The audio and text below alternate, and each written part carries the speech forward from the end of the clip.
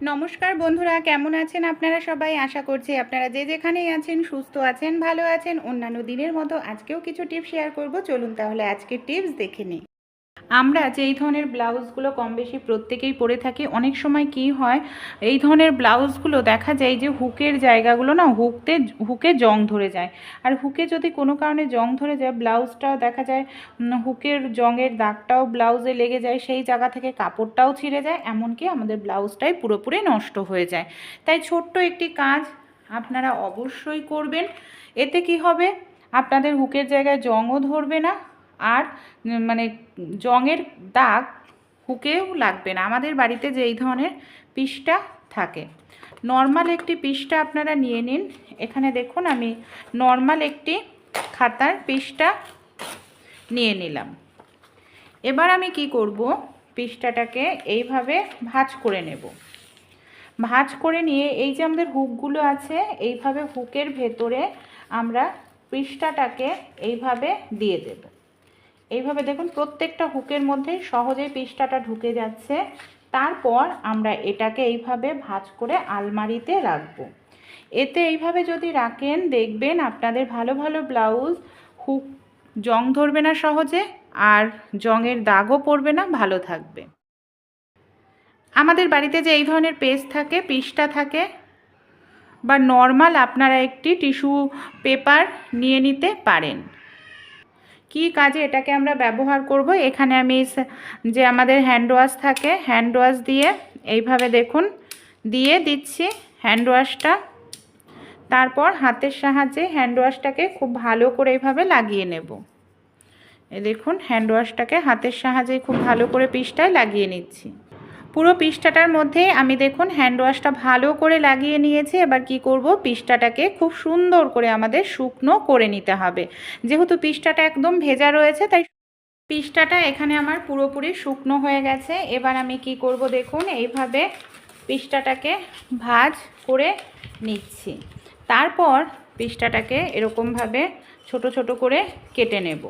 এটা আমরা কোথায় কি কাজে ব্যবহার করব চলুন দেখে নিই।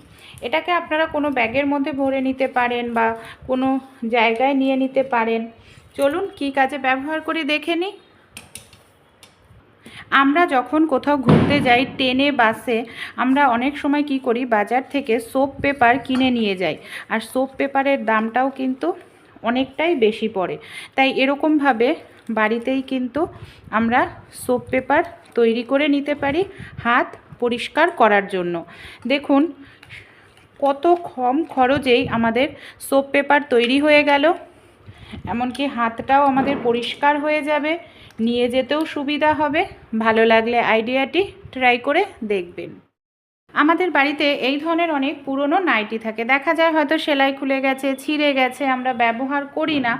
এরকমই একটি পুরনো নাইটি এখানে আমি নিয়ে নিয়েছি, যে নাইটিটা আমার ছিঁড়ে গেছিলো। নাইটিটাকে উল্টো করে নিয়েছি, এইভাবেই উল্টো করে নিতে হবে। এবার আমি একটি গার্ডার নিয়ে নিয়েছি। আর নাইটিটা যেহেতু এখানে আমার অনেকটাই বড়, তাই কি করব, এইভাবে অর্ধেক করে নাইটিটাকে আমি একটি গার্ডার লাগিয়ে নিচ্ছি। এই দেখুন এইভাবে আমাদের একটি গার্ডার লাগিয়ে নিতে হবে। এবার আমরা নাইটিটাকে সোজা করে নেব। এই দেখুন এইভাবে আমি নাইটিটাকে সোজা করে নিচ্ছি। সোজা করে নেওয়ার পর কি করব, আমাদের বাড়িতে যেই সব পুরনো জামা কাপড় থাকে, পুরনো জামা কাপড়গুলোকে এইভাবে আমি এই নাইটির মাঝখানে গোল করে ঘুরিয়ে দিয়ে দিচ্ছি। আর এইভাবে দেখুন গোল করে ঘুরিয়ে নিতে হবে, এই যে মানে পুরো চারপাশটা দিয়েই নেব। তারপর শাড়িতে আমরা যেরকমভাবে কুচি করি, এইভাবে ধরে নিয়ে এইভাবে আমরা গোল করে কুচি করতে থাকবো। এই দেখুন এইভাবে আমি গোল করে ধরে নিয়ে কুচি মতো করে নিচ্ছি। পুরো নাইটিটাই এইভাবে ঘুরিয়ে নিয়ে কুচি মতো করে নিতে হবে। এরপর কি করব, এইটাকে এইভাবে আমি ঘুরিয়ে নিলাম। এইভাবে ঘুরিয়ে নেওয়ার পর এখানে আমি একটি গার্ডার নিয়ে নিয়েছি। গার্ডারটা দিয়ে আবারও এটাকে এইভাবে দেখুন টাইট করে আটকে নিলাম আর এটাকে এইভাবে আমরা ছড়িয়ে দেব। তাহলেই দেখুন কত সুন্দর বসার একটি গদি আমাদের তৈরি হয়ে গেল। পুরনো জামা কাপড়ও ইউজ হয়ে গেল, আর আপনারা এইভাবেও এটাকে ব্যবহার করতে পারেন। আরামদায়ক হয়েছে, নরম হয়েছে, ঠান্ডাও লাগবে না। অনেক সময় বাচ্চারা মেঝেতে বসে পড়াশোনা করে বা খেলাধুলো করে, তাই এরকম বানিয়ে দিলে বসতেও আরাম পাবে। যে কোনো এক পাশ আপনারা ব্যবহার করতে পারেন। ভালো লাগলে আইডিয়াটি। আমাদের বাড়িতে যেই ধরনের পাত্র থাকে আর আমরা এই ধরনের পাত্রে যে দুধ জাল দিয়ে থাকি, অনেক সময় দেখা যায় শুকনো পাত্রের মধ্যে আমরা দুধটা ঢেলে জাল দিলে দেখা যায় যে পাত্রটার নিচে না অনেক সময় দুধটা পুড়ে পুড়ে যায়। তাই অবশ্যই যে কাজটি করবেন, দুধের পাত্র যদি মানে একদম শুকনো থাকে আপনাদের, তাই দুধের পাত্রের আগে দুধ ঢালার আগে সামান্য পরিমাণে একটু জল ঢেলে নিন। জল ঢালার পর আপনারা কি করবেন, পাত্রটাকে খুব ভালো করে ভিজিয়ে নেবেন। তারপর যদি সেই পাত্রের মধ্যে আপনারা দুধ ঢেলে সেই দুধটা জাল দেন, দেখবেন পাত্রটা কম পুড়বে। তাই এই ছোট্ট টিপসটি অ্যাপ্লাই করবেন বন্ধুরা, এতে আপনাদের দুধের অপচয়টা অনেকটাই কম হবে। আরও একটি টিপস আপনাদের সঙ্গে শেয়ার করব। অনেক সময় আমরা যখন দুধটা জাল দিতে যাই, দেখা যায় কয়েক সেকেন্ডের জন্য একটু সরলেই দুধটা উতলে উঠে পড়ে যায়, দুধটাও নষ্ট হয়, গ্যাসও নোংরা হয়। দুধের পাত্রের মধ্যে আপনারা এই ধরনের বড় একটি হাতা বা চামচ দিয়ে রাখবেন। এতে কি হবে, দুধটা খুব সুন্দরভাবে জালও হতে থাকবে আর দুধটা উতলে উঠেও পড়বে না। এই দেখুন কত সুন্দরভাবে জাল হচ্ছে, আর এখানে কিন্তু দুধটা উতলে উঠেও পড়ছে না। আপনারা যদি অন্য কোনো কাজেও যান, তাও কিন্তু দুধটা জাল হতে থাকবে, পড়ে যাবে না, নষ্ট হবে না, আর গ্যাসও কিন্তু আপনাদের নোংরা হবে না। ভালো লাগলে ছোট্ট টিপসটি অবশ্যই কিন্তু আপনারাও ট্রাই করে দেখবেন, আশা করছি উপকার পাবেন। কোনো রকম রোদে দেওয়া ছাড়াই কিংবা জলে সেদ্ধ করা ভাপ দেওয়া ছাড়াই সারা বছরের জন্য আপনারা কিভাবে মটরশুঁটি সংরক্ষণ করবেন, আমি যেভাবে সংরক্ষণ করি সেই টিপসটি আপনাদের সঙ্গে শেয়ার করব। এতে দেখা যাবে 1-2 বছরের মটরশুঁটি এরকম সবুজ টাটকা ফ্রেশ থাকবে। যখনই প্রয়োজন তখনই বের করে রান্না করে খাওয়া যাবে। চলুন তাহলে দেখে নিই। মটরশুঁটি নানা রকম রেসিপিতেই আমরা ব্যবহার করে থাকি। অফ সিজনে মটরশুঁটির অনেকটাই দাম বেশি থাকে, অনেক সময় দেখা যায় ঠিকমতো সেদ্ধও হয় না সেই মার্কেট থেকে কিনে নিয়ে আসলে। তাই কিভাবে আমরা মটরশুঁটি সংরক্ষণ করব যাতে একদম টাটকা ফ্রেশ থাকবে, স্বাদও ভালো থাকবে আর খুব সহজে সেদ্ধও হবে, চলুন তাহলে দেখে নিই। এখানে আমি নিয়েছি বেশ কিছুটা মটরশুঁটি। এই দেখুন, সবার প্রথমে কি করব, মটরশুঁটির খোসাগুলোকে আমাদের ছাড়িয়ে নিতে হবে। আর মটরশুঁটি সংরক্ষণ করার জন্য যে কাজটি অবশ্যই করতে হবে, যে মটরশুঁটিগুলো নেবেন সেটা যেন পুষ্ট হয়। একদম যে কচি টাইপের যে মটরশুঁটি সেটা কিন্তু নেবেন না, সেটা বেশি দিন ভালো থাকবে না, মানে বেশি দিন সংরক্ষণ করা যাবে না। তাই যে মটরশুঁটিগুলো এরকম মোটা মোটা দানা বা পুষ্ট হয়েছে সেই মটরশুঁটি আপনারা নিয়ে নেবেন সংরক্ষণ করার জন্য। এখানে দেখুন আমার যে প্রত্যেকটা মটরশুঁটি, সেই মটরশুঁটির মানে দানাগুলো কতটা মোটা মোটা। এখানে আমি সব মটরশুঁটি এইভাবে খোসা ছাড়িয়ে রেডি করে নিয়েছি। এবার আমরা কিভাবে সংরক্ষণ করব মটরশুঁটি, যাতে এতে মটরশুঁটির কালারটা এরকম সবুজ টাটকা থাকে আর মটরশুঁটির স্বাদটাও ভালো থাকে। এখানে আমি কিন্তু মটরশুঁটিকে কোনো রকম জলে সেদ্ধও করব না, ভাপও দেব না, আর রোদ্রেও শোকাবো না। ছোট্ট একটু টিপস অ্যাপ্লাই করতে হবে। আমি সবার প্রথমে একটি পাত্রের মধ্যে নিয়ে নিয়েছি উষ্ণ গরম জল। উষ্ণ গরম জলের মধ্যে দুটো জিনিস আমাদের মিশাতে হবে। এখানে আমি 1 ঢাকনা পরিমাণ দিয়ে দিচ্ছি ভিনিগার, আর একটু সামান্য পরিমাণ দিলাম আমি এখানে, আর 1 চামচ পরিমাণ আমি এখানে দিয়ে দেব খাবার সোডা বা বেকিং সোডা। এই ভিনিগার আর খাবার সোডা বেকিং সোডা আমাদের খুব ভালো করে জলের সঙ্গে মিশিয়ে নিতে হবে। এরপর আমরা যে মটরশুঁটিগুলোকে খোসা ছাড়িয়ে রেখেছি এই গরম জলের মধ্যে দিয়ে দেব। ভিনিগার মটরশুঁটির মধ্যে ফাঙ্গাস ধরতে দেবে না। আর খাবার সোডা দেওয়ার কারণে কি হবে, অনেক সময় মটরশুঁটি সংরক্ষণ করলে সেটা ঠিকমতো সেদ্ধ হয় না, তাই খাবার সোডার জলে ডুবিয়ে রাখলে দেখবেন ঠিকমতো সেদ্ধ হবে। 10 মিনিট মতো আমি এই গরম জলে রেখে দিয়েছিলাম। এবার কি করব, এই যে জলটা আমাদের ছেঁকে নিতে হবে। আমি একটি ঝাঁঝরিযুক্ত থালা নিয়ে তার মধ্যে আমি মটরশুঁটিগুলোকে ঢেলে দিয়েছি যাতে জলটা খুব ভালোভাবে ঝরে যায়। এরপর কি করব, একটি পাত্রের মধ্যে নিয়ে নিয়েছি নর্মাল জল, আর জলের মধ্যে আমি বেশ কিছুটা বরফ দিয়ে দিচ্ছি। এই বরফ জলের মধ্যে মটরশুঁটিগুলোকে আবারও আমরা 3-4 মিনিট ডুবিয়ে রাখবো। এতে কি হবে, মটরশুঁটির যে কালারটা সেটা কিন্তু এরকম সবুজই থাকবে। তাই অবশ্যই এরকমভাবে বরফ জলের মধ্যে আপনারা ডুবিয়ে রেখে দেবেন। 3 থেকে 4 মিনিট ডুবিয়ে রাখলেই হয়ে যাবে। আমি এখানে 4 মিনিট ডুবিয়ে রেখেছিলাম। 4 মিনিট পর মটরশুঁটিগুলোকে আবারও জল ছেঁকে, মানে এই ধরনের ঝাঁঝরিযুক্ত পাত্রের মধ্যে রেখে জল ছেঁকে আমাদের নিয়ে নিতে হবে। এই দেখুন, পুরো মটরশুঁটিগুলোই কিন্তু এখানে আমার জল ঝরিয়ে নেওয়ার জন্য একটি পেপার পেতে নিয়েছি, তার উপর এইভাবে ছড়িয়ে দিচ্ছি। 5-6 মিনিট রেখে দিলেই দেখবেন জলটা খুব সহজেই ঝরে যাবে। মটরশুঁটি সংরক্ষণ করতে চাইলে মটরশুঁটির যে কাজটি করতে হবে, এক ফোঁটাও যাতে জল না থাকে সেটা খেয়াল রাখতে হবে। যদি এক ফোঁটাও জল থাকে পুরো মটরশুঁটি নষ্ট হয়ে যাবে, ফাঙ্গাস ধরে যাবে। তাই অবশ্যই এরকমভাবে কোনো কাপড়ের মধ্যে রেখে আপনারা খুব ভালো করে জলটাকে মুছে নিন, যাতে কোনো মটরশুঁটির মধ্যেই জল না থাকে। এরপর আমরা কি করব, এই দেখুন ভালো করে আমি জলটাকে মুছে নিয়েছি, একটি পাত্রের মধ্যে তুলে নিচ্ছি। এবার আমরা মটরশুঁটিগুলোকে সংরক্ষণ করে রাখতে পারি খুব সহজেই। এটা নষ্টও হবে না, অনেক দিন ভালো থাকবে। আপনারা যদি এই ধরনের প্লাস্টিক বোতলের মধ্যে রাখতে চান, অবশ্যই ডিপ ফ্রিজেই কিন্তু রাখতে হবে। নর্মাল ফ্রিজে রাখলে কিন্তু মটরশুঁটিগুলো দেখবেন ফাঙ্গাস ধরে নষ্ট হয়ে যাবে। আর যদি কাঁচের জার বা কাঁচের বয়ামে রাখতে চান, তাহলে আপনারা নর্মাল ফ্রিজে রাখতে পারেন। এই দেখুন, এইভাবে আমি বোতলের মধ্যে ভরে নর্মাল ফ্রিজের মধ্যে রেখে দেব।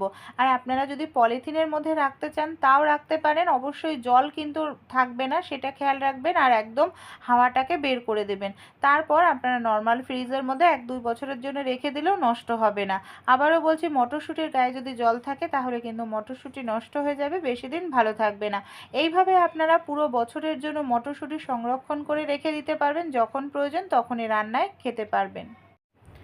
গরম পড়তে না পড়তেই আমাদের কম বেশি প্রত্যেকের বাড়িতেই যে সমস্যাটা দেখা দেয় সেটা হলো মশা। আর মশা এতটাই বেড়ে যায় যে আমাদের দরজা জানলা বন্ধ করে রাখতে হয়। আর দরজা জানলা বন্ধ করে রাখলে ঘরেও গরম হয়ে যায়। তাই আর মশা তাড়ানোর জন্য যে কেমিক্যালযুক্ত জিনিস, মশা মারার তেল কয়েল বাজার থেকে কিনে আনা হয়, সেটাও কিন্তু আমাদের শরীরে ক্যান্সারের মতো রোগ হয় সেগুলো ব্যবহার করলে। ঘরোয়া উপায়ে আমরা মশা তাড়াতে পারি খুব সহজেই। এমনই একটি উপকারী রেমেডি আপনাদের সঙ্গে শেয়ার করব। এখানে দেখুন আমি নিয়ে নিয়েছি মোম। আমাদের মোমবাতি প্রত্যেকের বাড়িতেই থাকে। কোনো ভাঙা মোম থাকলে সেটাও আপনারা এখানে ব্যবহার করতে পারেন।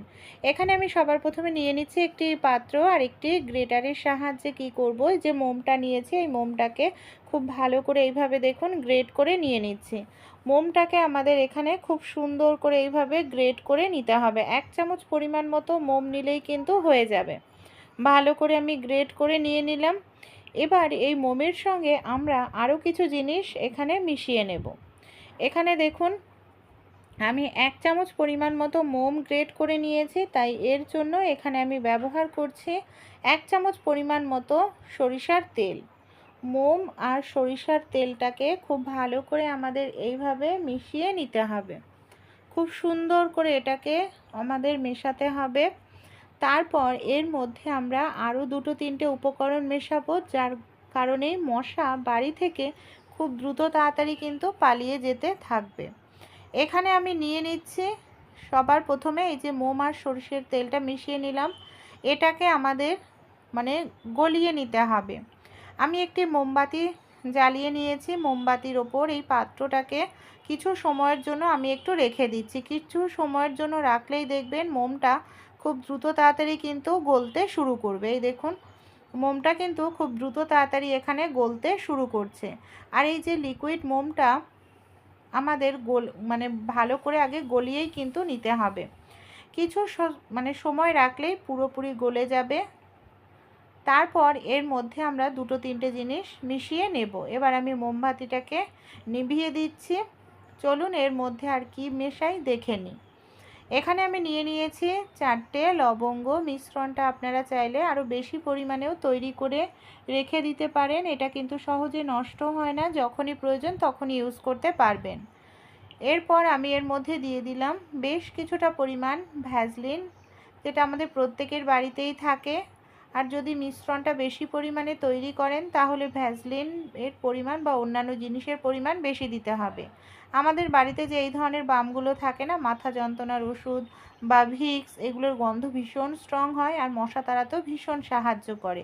বেশ কিছুটা পরিমাণ দিয়ে দিয়েছি, আর আমি দিয়ে দিয়েছি এখানে কিছুটা পরিমাণ নিমের তেল। নিমের তেল বাড়িতে যদি না থাকে নিম তেল, তাহলে আপনারা নিম পাতা থেতো করে তার রসটাও কিন্তু এখানে দিয়ে দিতে পারেন। তারপর খুব ভালো করে আবারও আমরা এই মিশ্রণটাকে মিশিয়ে নিচ্ছি। দেখুন খুব সুন্দর করে সবার প্রথমে আগে আমাদের মিশিয়ে নিতে হবে। তারপর আবারও আমরা এটাকে মোমবাতি জ্বালিয়ে নেব। মোমবাতি জ্বালিয়ে নিয়ে তার উপর আমরা এই পাত্রটাকে রেখে কিছু সময়ের জন্য ভালো করে একটু গরম করে নেব। কিছু সময় গরম করলেই দেখবেন খুব ভালো করে এটা লিকুইড ফর্মে চলে আসবে। এমনকি এই যে আমরা লবঙ্গটা ব্যবহার করেছি, লবঙ্গটা দেখবেন ধীরে ধীরে ফুটতে শুরু করবে। আর আমরা যে মিশ্রণগুলো দিয়েছি তার গন্ধটাও কিন্তু বের হতে শুরু করবে। এই দেখুন লবঙ্গটা এখানে আমার ফুটতে শুরু করেছে, দেখতে পাচ্ছেন। এখন আমরা কি করব, এটাকে আমরা মোমটাকে নিভিয়ে দেব। আর এই পাত্রটাকে আমরা একটি পাত্রের মধ্যে নিয়ে নিয়েছি, পুরোপুরি লিকুইড হয়ে গেছে। এটাকে আমরা কিভাবে এখন ব্যবহার করব চলুন দেখে নিই। সবার প্রথমে আমাদের যে কাজটি করতে হবে, নিয়ে নিতে হবে কিছুটা পরিমাণ তুলো, আর এরকম কোনো প্রদীপ থাকলে প্রদীপ। আপনাদের বাড়িতে পুরনো প্রদীপ না থাকলে আপনারা নিয়ে নিতে পারেন আমাদের বাড়িতে যে মাটি, যে কোনো পুরনো স্টিলের পাত্র, তার মধ্যে এই মানে তুলোটাকে গোল মতো করে পাকিয়ে নেবেন। তারপর যে লিকুইডটা আমরা তৈরি করে নিলাম সেই লিকুইডটাকে আমি এই তুলোর মধ্যে ঢেলে দিলাম। এবার কিছু সময়ের জন্য একটু অপেক্ষা করব যাতে ভালো করে এটা ঠান্ডা হয়ে যায়। তাই আমাদের কিছু সময়ের জন্য অপেক্ষা করতে হবে। এই দেখুন আমি আগেও তৈরি করেছিলাম দুটো তিনটে, আর মশা তাড়াতে ভীষণ সাহায্য করে। কিছু সময় রাখলেই দেখবেন একদম শক্ত হয়ে জমাট বেঁধে যাবে। তারপর এর মধ্যে আমরা যখন এটাকে জ্বালাবো, বাড়িতে যখন মশার উৎপাত বেড়ে যাবে, সামান্য পরিমাণ একটু কর্পূর নিয়ে নেব, আর কর্পূরটাকে খুব ভালো করে গুঁড়ো করে এটার ওপরে দিয়ে দেব। কর্পূরের গন্ধটাও ভীষণ স্ট্রং হয়, আর মশা তাড়াতে কর্পূরও কিন্তু খুব ভালো কাজ দেয়। এবার আমরা কি করব, বাড়িতে যখন সকালবেলা বা সন্ধ্যাবেলা বাচ্চারা পড়াশোনা করছে বা ঘুমাচ্ছে, এই ধরনের একটি প্রদীপ আমরা জ্বালিয়ে নেব। এই প্রদীপটা কিন্তু মিনিমাম 10 থেকে 15 মিনিট মতো জ্বলতে থাকবে। আর এর যে শিখাটা, সেই শিখাটা থেকে নিম তেল আর লবঙ্গ, সেই সঙ্গে আমরা যে অন্যান্য জিনিস দিয়েছি কর্পূর, সেই গন্ধগুলো কিন্তু বের হতে থাকবে। আর এই গন্ধটা ভীষণ স্ট্রং হয়, মশা তাড়াতেও কিন্তু ভীষণ কাজ দেয়। এই প্রদীপটাকে আপনারা সন্ধ্যাবেলায় পুরো ঘরেই এইভাবে জ্বালিয়ে একটু ধরান, মানে দেখান, তাহলে দেখবেন পুরো ঘর থেকে মশারা বেরিয়ে যাবে। আর এই প্রাকৃতিকভাবে যদি আমরা মশা তাড়াই, তাহলে কিন্তু ক্যান্সারের মতো রোগ ব্যাধি বাসা বাঁধবে না আমাদের শরীরে। যে মশা তাড়ানোর জন্য যেগুলো আমরা ব্যবহার করে থাকি, একেবারে প্রাকৃতিক ঘরোয়া উপায়, মশা কিন্তু পুরোপুরি চলে যাবে। নিজেরা আগে অ্যাপ্লাই করুন, তারপর আপনারা কেমন রেজাল্ট পেলেন অবশ্যই কমেন্ট করে জানাবেন। ভালো লাগলে আপনাদের বন্ধুবান্ধবদের সঙ্গে অবশ্যই রেমেডিটি শেয়ার করতে ভুলবেন না। ভাত আমরা কম বেশি প্রত্যেকেই খাই। অনেক সময় যখন আমরা ভাত রান্না করি দেখা যায় ভাতের চালটাকে খুব ভালো করে 1-2 বার ধুয়ে নিয়ে রান্না করতে নিই। কিন্তু এই যে চালগুলো দেখা যায় 2-3 বার করে নানা রকম কেমিক্যাল দিয়ে পালিশ করা হয়। এর ফলে সেই ক্ষতিকর পালিশের প্রভাবটা থেকে যায়। তাই অবশ্যই নুন জলে চালটাকে আপনারা 2-3 মিনিট ভিজিয়ে রাখুন, তারপর ভাত রান্না করবেন। এতে দেখবেন কম অসুস্থ হবেন। চিংড়ি মাছ আমরা কম বেশি প্রত্যেকেই খাই। অনেক সময় চিংড়ি মাছে কাটতে অনেকটা সময় লেগে যায়, কারণ চিংড়ি মাছের যে পিঠের ওপরের সুতোর মতো অংশটা থাকে, দেখা যায় সেটা ছাড়াতে বটি দিয়ে ছুরি দিয়ে অনেকটা সময় লেগে যায়। তাই আপনারা হয় সেফটি পিন নিতে পারেন, নয় নেল কাটার নিয়ে নিন। দেখুন আমি চিংড়ি মাছের যে খোসাটা আছে সেটাকে আমি ছাড়িয়ে নিলাম, তারপর নেল কাটার নিয়ে নিয়েছি। নেল কাটারের ভেতরের অংশটাকে আমি এইভাবে বের করে নিয়েছি। পিঠের মধ্যে এইভাবে একটু খুঁচিয়ে নেব।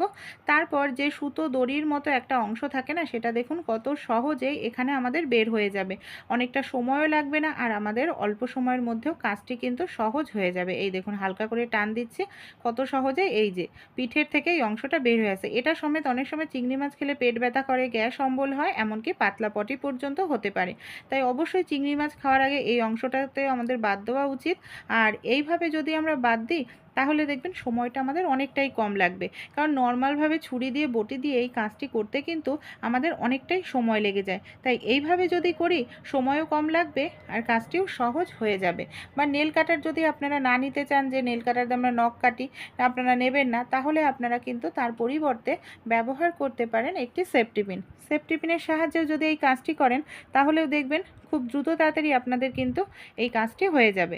আমি এই সেফটি পিন দিয়েও দেখুন আপনাদের ছাড়ানো দেখাচ্ছি, সেটাও কিন্তু খুব সহজেই ছাড়ানো যায় আর খুব দ্রুত তাড়াতাড়িও হয়ে যায়। সেফটি পিনের মুখটা যেহেতু একেবারে ছুঁচলো থাকে, তাই কিন্তু একেবারেই সময় লাগে না। এই যে সেফটি পিন দিয়ে আমি হালকা করে একটু টান দিলাম, তারপর কি করব, হাত দিয়ে একটু টেনে নেব, তাহলেই কিন্তু এই যে সুতোর মতো কালো অংশটা দেখুন কত সহজেই বের হয়ে গেল।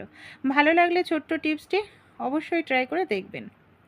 আমরা যে এই ধরনের ঝাড়ু দিয়ে প্রত্যেক দিন ঘর ঝাড় দিয়ে থাকি, অনেক সময় কি হয়, এই আমরা চুল আঁচড়াই, সেই চুলগুলো মেজোতে এখানে সেখানে পড়ে, এমনকি চুলগুলো ঘর ঝাড় দেওয়ার সময় ফুল ঝাড়ুর মধ্যে আটকে ধরে। আর আমাদের ফুল ঝাড়ুর মধ্যে আটকে ধরে নোংরা হয়ে যায়। রোজ রোজ তো আর ফুল ঝাড়ু মানে জল ধুয়ে দেওয়া সম্ভব না। তো একটি পুরনো কাঁটা চামচ দিয়ে এইভাবে যদি আমরা ফুল ঝাড়ুটা আঁচড়াতে থাকি, ফুল ঝাড়ুর মধ্যে যতই চুল নোংরা সুতো থাকুক না কেন, এই দেখুন খুব সহজেই সেগুলো বের হয়ে যাবে। এমনকি আমাদের ফুল ঝাড়ুটা যদি মাসে একদিনও আমরা ধুয়ে দিই, তাও কিন্তু আমাদের ফুল ঝাড়ুটা পরিষ্কার পরিচ্ছন্ন থাকবে। ভালো লাগলে ছোট টিপসটি অবশ্যই ট্রাই করে আপনারাও দেখবেন। বাঁধাকপি আমরা কম বেশি প্রত্যেকেই খেয়ে থাকি। অনেক সময় কি হয়, বাঁধাকপি আমরা যখন কাটতে যাই আমাদের হাত কেটে যায়, বা ছোট বাচ্চারা হয়তো বাড়িতে থাকে, বড়রা কেউ থাকে না, তারা রান্না করে, ছুরি বটি দিয়ে ঝিরিঝিরি বাঁধাকপি কাটতে গেলে হাত কেটে যায়। তাই আমাদের বাড়িতে যে এই ধরনের চা ছাঁকনি থাকে, একটি চা ছাঁকনি নিয়ে নেবেন। চা ছাঁকনির হ্যান্ডেলটা অবশ্যই স্টিলের নিতে হবে, প্লাস্টিকের নয়। চা ছাঁকনির হ্যান্ডেলটা দেখবেন খুব ধার থাকে। আর বাঁধাকপি যেহেতু একটি নরম সবজি, তাই খুব দ্রুত তাড়াতাড়ি কিন্তু চা ছাঁকনির শুধু হ্যান্ডেলের সাহায্যেই আমরা বাঁধাকপি কেটে নিতে পারি। কোনো রকম ছুরি বটির প্রয়োজন পড়ে না, আর হাত কেটে যাওয়ার তো কোনো রকম সম্ভাবনাই হবে না। ভালো লাগলে ট্রাই করে দেখবেন। আমাদের বাড়িতে যে এই ধরনের ব্রাগুলো থাকে না, অনেক সময় দেখা যায় ব্রা পুরনো হয়ে গেছে, আমরা ব্যবহার করি না, বেকার হয়ে গেছে। এই ধরনের ব্রাগুলো না ভুলেও ফেলবেন না। কী কাজে ব্যবহার করব চলুন তাহলে দেখে নিই। এই যে সমস্যাটা কি হয় জানেন, এই যে আমরা যখন নতুন ফুলঝাড়ু কিনে নিয়ে আসি না, ফুলঝাড়ু সামনের দিক দিয়ে দেখা যায় ভেঙে যেতে থাকে, আর ফুলঝাড়ুটা সরু হয়ে যায়, আবার নতুন করে কিছুদিন কিনতে লাগে। তাই পুরনো ব্রার ফিতেগুলো এইভাবে যদি ফুলঝাড়ুর সামনের দিকে আটকে দেওয়া যায়, সহজেই ভাঙবে না, আর অনেক দিন ব্যবহার করতে পারবো ফুলঝাড়ু। লাউ জাতীয় সবজি অনেক সময় দেখা যায় আমরা বড় একটা লাউ বা দেখা যায় বড় একটা আমরা কুমড়ো কিনে আনি, পুরোটা হয়তো রান্না করি না, কিছুটা কেটে রান্না করি, বাকিটা হয়তো আমরা ফ্রিজের মধ্যে রেখে দিই। কিন্তু কাটা অংশে দেখা যায় কালো হয়ে যায়, এমনকি শুকিয়ে যায়। আবার যখন দ্বিতীয়বার রান্না করতে যাই, বেশ কিছুটা অংশ আমাদের কেটে বাদ দিতে লাগে। তাই সামান্য পরিমাণে একটি রিফাইন তেল বা সরিষার তেল নিয়ে কাটা অংশে লাগিয়ে তারপর ফ্রিজে রাখুন। এতে কী হবে, তেলের লেয়ার থাকবে, জায়গাটা শোকাবে না, কালো হবে না। আবার রান্না করার সময় অনেক সময় আমরা যখন অল্প পরিমাণে ভাত রান্না করি, বা এই ধরনের এই পাত্রের মধ্যে অল্প চালের ভাত রান্না করি, অনেক সময় সমস্যাটা কি হয়, ভাতের ফ্যান ঝরাতে গেলে দেখা যায় ফ্যানের মধ্যে আমাদের অনেকটা পরিমাণ ভাত পড়ে যায়। তাই ছোট্ট এই কাজটি যদি করেন, ভাতের মানে ফ্যান ঝরাতে গিয়ে কখনোই ফ্যানের মধ্যে ভাত পড়বে না। আমাদের প্রত্যেকের বাড়িতেই গ্লাস থাকে, একটি গ্লাস নিয়ে নেবেন। সবার প্রথমে আমি পাত্রটাকে ঢেলে নিচ্ছি দেখুন। এবার যে পাত্রে ফ্যান ঝরাবো, গ্লাসটাকে এইভাবে সোজা করে দাঁড় করিয়ে নেব। তারপর আমাদের যে ভাতের পাত্রটা আছে সেটাকে আমরা এইভাবে উপর করে দেব। এতে কি হবে, এই যে গ্লাসের কারণে দেখবেন ঢাকনাটা টাইটভাবে আটকে থাকবে। এর ফলে আর কোনোভাবেই কিন্তু আমাদের ফ্যানের মধ্যে একটি দানার ভাতও পড়বে না, কারণ ঢাকনাটা দেখুন অলরেডি গ্লাসের কারণে টাইটভাবে আটকে রয়েছে। ভালো লাগলে ছোট্ট টিপসটি অবশ্যই আপনারাও ট্রাই করে কিন্তু দেখবেন। আমাদের বাড়িতে যেই ধরনের তামার তার থাকে, প্রত্যেকের বাড়িতেই যে মানে ইলেকট্রিকের যে তার থাকে না, তার ভেতরের থেকে এখানে দেখুন আমি তামার তার বের করে নিলাম। এবার কি করব, তামার যে তারটা নিয়েছি, তামার তারটাকে আমাদের ইউ মতো করে ভাঁজ করে নিতে হবে। এই যে এইরকম ইউ মতো করে আমি এখানে দেখুন ভাঁজ করে নিয়েছি তামার তারকে। আর এখানে আমি নিয়েছি একটি দেশলাই কাঠি। এই যে দেশলাই কাঠির ওপর তামার তারটাকে এইভাবে আমি রেখে নিয়েছি। এবার আমি কি করব, তামার তারটাকে যাতে দেশলাই কাঠির সঙ্গে ভালো করে আটকানো থাকে, এর জন্য এখানে আমি ব্যবহার করছি সেলো টেপের। এই দেখুন সেলো টেপের সাহায্যে খুব ভালো করে টাইট করে এটাকে আমরা আটকে নিলাম। এর মুখটাকে আপনারা ছোট বড় আপনাদের প্রয়োজন অনুযায়ী করে নিতে পারেন। এবার দেখুন আমি নিয়ে নিয়েছি একটি সুচ, ছোট বা বড় আপনাদের যেরকম সুচ হবে আপনারা সেরকমই কিন্তু সুচটাকে দেখুন তারের মধ্যে আমরা ঢুকিয়ে নিয়েছি। এবার কি করব, যে সুতোটা আমরা পরাতে চাই সেই সুতোটাকেও বন্ধুরা এই দেখুন এই যে তামার তারের মধ্যে এইভাবে আমরা ঢুকিয়ে নেব। এই যে তামার তারের মধ্যে ঢুকিয়ে নিলাম। এবার আমরা সুচটাকে বের করে নিচ্ছি। কত সহজেই দেখুন সূচে সুতো পরিয়ে নিলাম। এই ধরনের অর্গানাইজার সুতোর কৌটোর মধ্যে তৈরি করে রেখে দিন, যখনই সূচে সুতো পরানোর হবে পরিয়ে নিতে পারবেন, অসুবিধা হবে না। দেখবেন আপনাদের প্রত্যেক দিনের কাজ সহজ হয়ে গেছে। আমাদের বাড়িতে যে এই ধরনের মশা ধরনের কয়েল থাকে অনেক সময় এর স্ট্যান্ডটা হারিয়ে যায় বা নষ্ট হয়ে যায়, তখন আমাদের খুবই অসুবিধার মধ্যে হয়। নেল কাটারটা খুলে ভেতরের অংশটাকে এইভাবে বের করে খুব সহজেই আপনারা মশা মারার কয়েল ধরাতে পারবেন। মশা মারার কয়েলগুলো ভেঙে গেলে সেটা ধরাতে অসুবিধা হয়, অনেক সময় ফেলেই দিতে লাগে। তো এইভাবে আপনারা নেল কাটারের মধ্যে আটকে নিন, পুরোটা জ্বলবে, আগুন ধরারও সম্ভাবনা নেই, আর মশা মারার কয়েলের টুকরো ফেলতে লাগবে না। আমরা অনেক সময় দেখা যায় অনেকটা পরিমাণ করে ডাল নিয়ে আসি। সমস্যাটা কি হয় জানেন, এই যে বেশি পরিমাণে ডাল আনলে মুসুরি ডাল, মুগ ডাল এগুলো বেশি খাওয়া হয়, মটর ডাল, ছোলার ডাল দেখা যায় এগুলো পড়েই থাকে। অনেক মাস পড়ে থাকলে এর মধ্যে না পোকা ধরে যায়, খুব তাড়াতাড়ি ডালগুলো নষ্ট হয়ে যায়। কিছুটা পরিমাণ শুকনো লঙ্কা ডালের মধ্যে এভাবে দিয়ে তারপর ডালের কৌটো রেখে দিন, দেখবেন অনেক দিন ঘরে থাকলেও পোকা ধরবে না, ডালগুলো ভালো ফ্রেশ থাকবে। মটরশুঁটি আমরা কম বেশি প্রত্যেকেই খেয়ে থাকি, নানা রকম রেসিপিতে ব্যবহার করি। অনেক সময় কি হয় জানেন, এই যে মটরশুঁটিগুলো হয় না, দেখা যায় যে মটরশুঁটির হাত দিয়ে এইভাবে খোসা ছাড়াতে আমাদের অনেকটা সময় লেগে যায়। ছোট্ট একটি কাজ করলেই মটরশুঁটির খোসা খুব দ্রুত তাড়াতাড়ি আপনারা ছাড়াতে পারবেন। একটি কাঁটা চামচ নিয়ে নিন, কাঁটা চামচ দিয়ে এইভাবে একটু জোরে টান দিলেই দেখবেন খুব দ্রুত তাড়াতাড়ি আপনারা মটরশুঁটির খোসা ছাড়িয়ে নিতে পারছেন। আর এইভাবে মটরশুঁটির খোসা ছাড়াতে সময়ও লাগে না, আর কাজটিও আপনাদের খুব সহজ হয়ে যায়। এই দেখুন এইভাবে আমি একটু টান দিচ্ছি কাঁটা চামচ দিয়ে, মটরশুঁটির খোসা সহজেই ছাড়ানো হয়ে যাচ্ছে। ভালো লাগলে টিপসটি অবশ্যই ট্রাই করে কিন্তু আপনারাও দেখবেন। আমরা যে কোনো কিছু নিয়ে আসি, এই ধরনের যে বক্সগুলো পাই, অনেক সময় কি সমস্যা হয় জানেন, এই ধরনের যে বক্সগুলো পাই না, এই বক্সগুলোকে ফেলে দিই। তো এই ধরনের বক্সগুলো ফেলে না দিয়ে আমরা নানা রকম কাজে ব্যবহার করতে পারি। কি কাজে ব্যবহার করব দেখুন, সবার প্রথমে কাঁচির সাহায্যে আমি এইভাবে দেখুন কেটে নিচ্ছি বক্সের ওপরের পার্টটা। এইভাবে কেটে নেওয়ার পর আমরা যে কাজটি করব, সেলো টেপ যে কোনো বক্সের ওপরের দিকে নিচের দিকে আমরা এইভাবে লাগিয়ে নেব। যদি ডবল টেপের টেপ থাকে তাহলে তো খুব ভালো কথা, তাও আপনারা দিতে পারেন, বা নর্মাল সেলো টেপও ব্যবহার করতে পারেন। এখানে ওপরে আর নিচে আমি এইভাবে সেলো টেপ লাগিয়ে নিলাম। তারপর কি করব, এটা আমাদের রান্নাঘরের যে কোনো দেয়ালে এইভাবে সুইচ বোর্ডের পাশে আমরা এটা ফিক্সড করে রাখবো, তাহলে নির্দিষ্ট জায়গায় থাকবে।